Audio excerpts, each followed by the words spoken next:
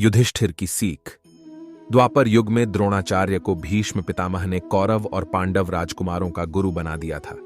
एक दिन द्रोणाचार्य ने सभी राजकुमारों को एक पाठ दिया और कहा कि कल इस पाठ को आत्मसात करके आना है। आत्मसात शब्द का अर्थ है जीवन में, अपने आचरण में उतारना।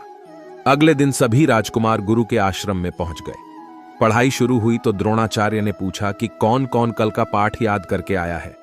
युधिष्ठिर को छोड़कर बाकी सभी राजकुमारों में कह दिया कि हमने ये पाठ याद कर लिया है। गुरु ने युधिष्ठिर से पूछा कि तुमने पाठ याद क्यों नहीं किया है। युधिष्ठिर ने कहा कि मैंने अभी तक ये पाठ आत्मसात नहीं किया है। ये बात सुनकर द्रोणाचार्य हैरान थे कि युधिष्ठिर तो सबसे बुद्धिमान है, फिर भी इसने पाठ याद क्यों नहीं किया। कुछ देर सोचकर गुरु ने कहा कि ठीक है, कल याद करके आना।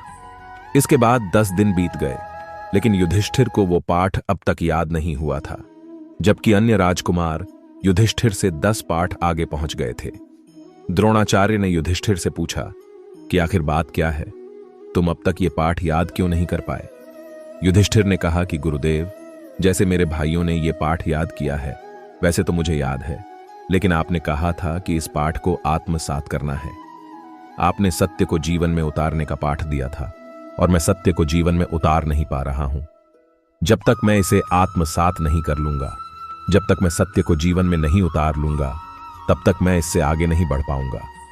ये बातें सुनकर द्रोणाचार्य बहुत खुश हो गए।